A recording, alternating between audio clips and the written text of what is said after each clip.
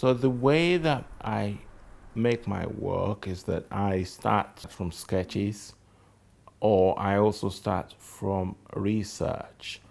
If there are issues I'm particularly concerned about, then look for ways of representing those.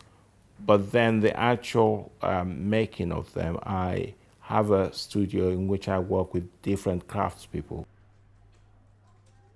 I work with costumiers and sculptors and so on. And then so I design what I want made, and then I have design meetings with the various people who might make different parts of the project. The acquisition of my work, line painting, by the Arts Council came at a very good time in my career. It was very useful. Plus, of course, I could do with the money as well. That was, that was good. That kind of validation is very important for a young artist, because you're being encouraged to continue doing what you're doing, and you know that it's a good collection. The work will be looked after. I mean, some private collectors, of course, do look after the work, but you know that something like the Arts Council will support you and look after the work, for a longer period of time. I'm very glad that the Arts Council have come back to collect another piece. The crowning is actually, it's a political work. It's visually seductive and very beautiful, but it's really about what we're going through in the world at the moment, because that piece is a parody of the what was happening actually in France in the 18th century, and the crowning is actually based on a painting by the French artist Fragonard, a Rococo artist.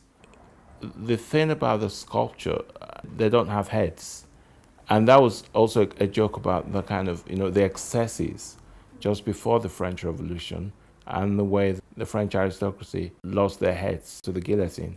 Often I like paradox in my work. On the one hand, there's the desire for the beauty of the work, but then there's a degree of darkness behind that beautiful facade.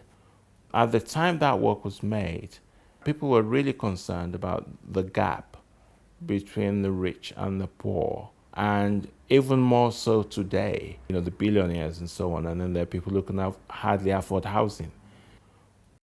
When I was at college here, I had a lot of interest in international politics, and I basically was making work at that time about what was going on in Russia at Perestroika. And one of my teachers said, "But you're of African origin, aren't you? Why aren't you producing authentic African art?" And it was actually at that point I started to use the fabric in my work, because I felt that the story of the fabric is very interesting. I always thought the fabrics were authentically African, and then I realized that actually the fabric has a complex history, which is, Indonesian, Dutch, and then, Africa as well. So it's about the construction of stereotypes. Primarily, that's why I started using the fabrics, because the fabrics for me, they've become a symbol of the myths that we construct for ourselves.